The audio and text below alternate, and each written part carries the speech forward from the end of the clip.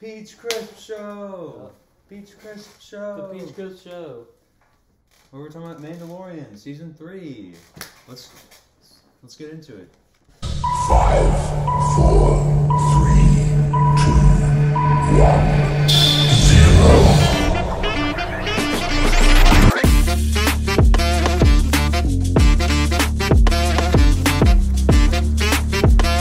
Y'all knows the criteria. We'll put the criterias up just in case you don't. I just realized this is like my first time back on the Peach Crisp Show. Since Knives Out. Yeah, thank or you. Millionaire Thanks for Detective. having It's me. great to have you back. Let's get straight into it with the plot. Rock, paper, scissors, shoot. Rock, paper, scissors, shoot. I'll go first. So, for those of you who have seen our top 10 TV shows video, you might know that The Mandalorian is on my list. Is it still on your list? No. What do you mean, no? This season really dropped the ball with the plot. Like, the first two seasons were like 25 or 24 in the plot, like easy, without a doubt. This season, like, I don't want to go as far as to say it was like bad overall with the plot, because they did get to the point by the end where they were doing the stuff that they set out to do. They did the stuff. But there were some episodes that were completely worthless. Yep. Like the second episode just set up one character telling another character that Din Djarin is there. And like, why'd you spend a whole hour episode doing that? I don't know. The longest episode. But yeah, so that was dumb. There wasn't a lot of plot until the last two episodes. Like, nothing was happening, pretty much. So that was kind of annoying. But when the plot did pick up, it wasn't bad, just easily the worst of the show. So I gave it a 13 out of 25. Okay. I was a little higher than you on plot just because I like the whole let's retake Mandalore thing and the I did like Mandalorian that. tribes coming together, and That I was did kind of like the interesting. beginning because it was just like, all right, well, Mando had to go back to Mandalore and get his rights back, Yeah, it was I don't know. cool. It was just And- all over the place. and then it was kind of like, you know, Baby Yoda and Din Djarin just exploring the galaxy. They don't have really anything to do. And I kind of like that aspect of it. But there was a lot of stuff missing, especially compared to the first two seasons. I gave it an 18 out of 25. I liked it. For the most part, I loved all the characters. But there were some that definitely I hated. There was no really in between. I either really hated the character or I really liked the character. But there wasn't a lot of characters that I hated. So I gave it a 12 out of 15. I won't sit on it for too long because I felt pretty much exactly the same. I mean, there were some characters that just were like whatever for me. But like obviously, Din Djarin, Mandalorian, I mean, yeah. one of the coolest Star Wars. He's the characters. Mandalorian. Like incredible. Bo-Katan was cool. Bo-Katan was always- Moff Gideon is really cool, and I mean they didn't need to bring him back, but I'm personally glad they did because he's cool. So I was fine with it. So I kind of feel almost exactly the same, but score-wise, I do feel exactly the same. 12 out of 15. Yeah. And then some of the cameos too were just like Jack Black and Lizzo. Like, I love Jack Black.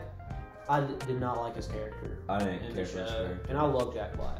When I heard that there was a cameo in that episode, I was a little excited it was going to be a Star Wars character, which, like, one of my biggest complaints with season 2 was that it was just filled with Star Wars characters just for the sake of having more characters in it, that, like, the audience can go, oh, I know them. Luke Skywalker. But, like, a few cameos in this season would have been nice, and we got the one with Zeb, and it was really cool, Zeb and was I cool. hated Star Wars Rebels. Yeah. So, I don't know, like, when I saw him, I was like, is that Zeb? That's so sick. And then he doesn't come back, and I was like, dang, I wish that Zeb was still here. Why'd they just have him be... Like, they took the whole, we don't want a lot of cameos, and said, we'll give you one, and they have one line of dialogue, and then they don't show back up. And then he doesn't even get named Zeb in the show, I don't think. I still enjoyed this for the most part. Like, when it was at its peak, it was peak Mandalorian, and like 25 out of 25. Like, I'm just like sitting there like this. Oh, the Mandalorian's beating him up. It was really cool. My biggest thing that hurt the enjoyment was like there wasn't a lot of Mandalorian doing Mandalorian things, like beating people up. Like, a lot of it was other people fighting for him. which was just sad. I wanted to watch him be the Mandalorian some more. Yep. But like the final episode, I got to watch him fight a lot. It was great. He kind of John Wick some people. He did. It was kind of sick. Like you don't see like knife to the neck in Star Wars ever, but we saw it in this season, so that was kind of cool. Yeah, I agree. But I don't know. The second episode, I couldn't even finish it. It was so bad. Luckily you didn't even watch the third episode. Or the third episode. That might have been the one I'm thinking of. Whichever one has the Barely Any Mandalorian. yeah, that one. I couldn't even finish it. Yeah, no. The second episode was fine. I don't remember. I can't remember all of them. But yeah. Overall, when it was at its best, it was really enjoyable, and when it was at its worst, it was a slog. So I gave it a 19 out of 25 because I'm choosing to look at the good side of things. Sure. Overall, it was good. Pretty much what you said is how I'm feeling. There were some very crappy episodes, and there were some very good episodes. One episode that I would probably put in my top few Mandalorian episodes too. Just one though. Which one? The finale. That's what I figured. Baby Yoda did some really cool stuff. Din Djarin did some really cool stuff. Bo-Katan did some really cool stuff. They brought back the droid. Forgot his name. IG-11. Yeah, IG-11. That was cool. But And Baby Yoda had voice lines. yeah. He wasn't talking.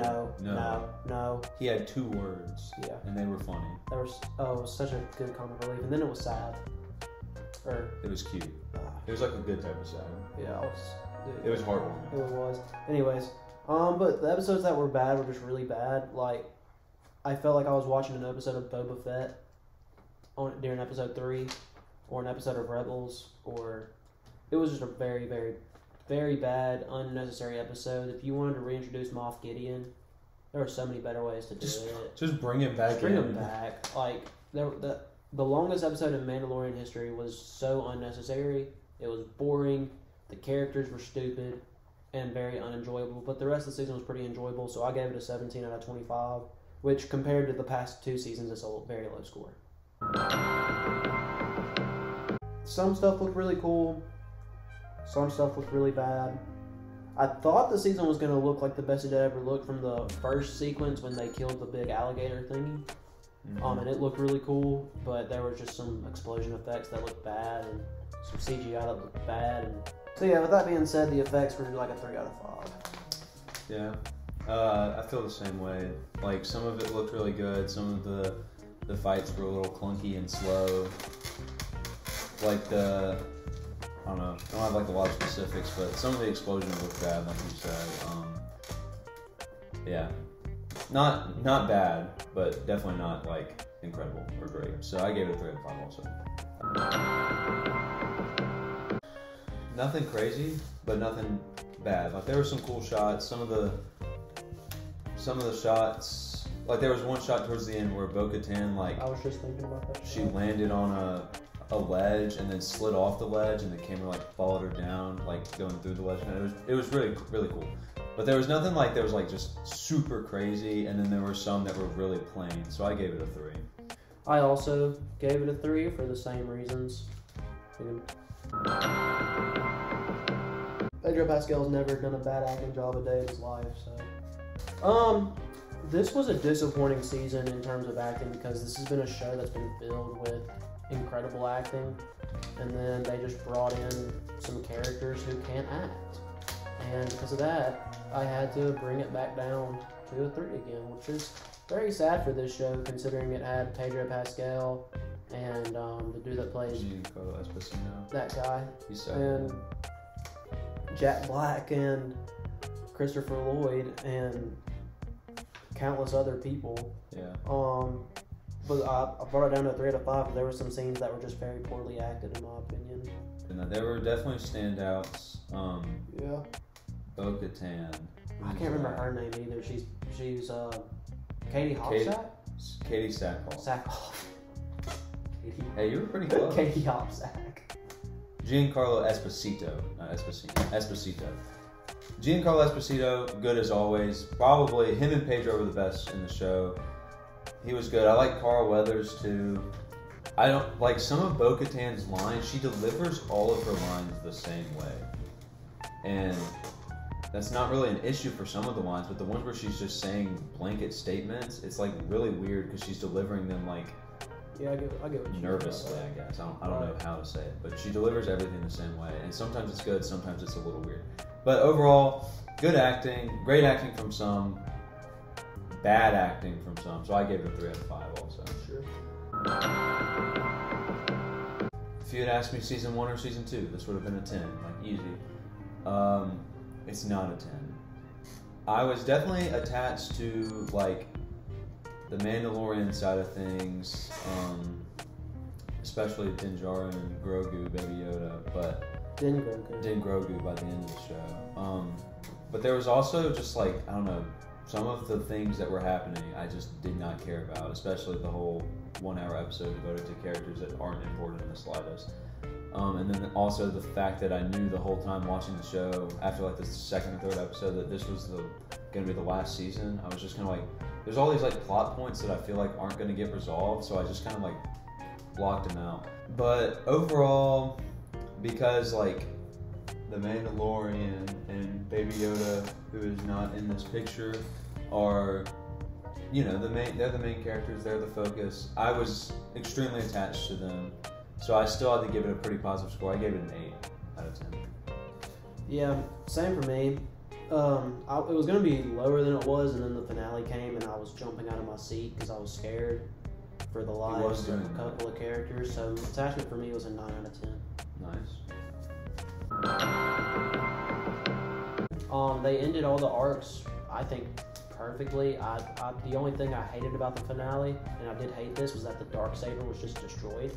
Yeah, that Like, was kind of stupid. One of the coolest weapons in Star Wars history, and just Moff Gideon was just able to make me mad. Other than that, and that's why I did take a point off the finale, so it's a 9 out of 10.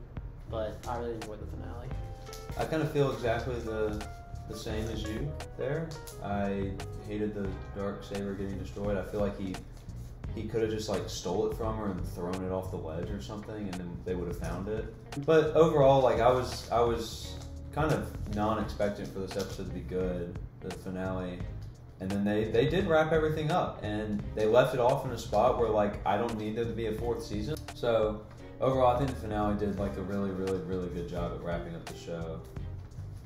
So I gave it a 9 out of 10 also. My final score was 76. I don't know why I'm unfolding the paper. I know what it is. It's a 74 out of 100. My final score was a 70 out of 100. The worst season of The Mandalorian by far. The others are high 90s for me. So. Yeah. They're Definitely disappointing. Probably mid 90s for me. The first season's a high 90. I know that. Second season's probably mid 90s. Yeah. But I'm very not happy about. I mean, there's so many things went wrong with this season. It wasn't Mandalorian enough. There wasn't. It felt like the Boba Fett season of the Mandalorian. Like I got a whole episode with next to no Mandalorian. There were a lot of scenes that he should have been the one fighting, and he's instead just like hiding behind a rock. It's like, just, was this season as bad as people are saying it is? No. Absolutely not. No. Like it still was good overall. It had some misses. yeah. And the first 2 seasons didn't really have misses. I can understand the 41 because I'm pretty angry too. 49. 49 compared to like how good the first 2 seasons were compared to this one, but like being objective and just It's not looking that at the bad. season, it's by alone, it's not that bad. It's a 70 range, which is what we gave it, Yeah. I think. But it's disappointing still. That's all. That's what we got. Thank you so much for joining us today. We really appreciate it. Make sure you like and subscribe. Please subscribe. We put a lot of effort into these videos, and we'd like it if you subscribe. Yes. Bye, everyone. Bye.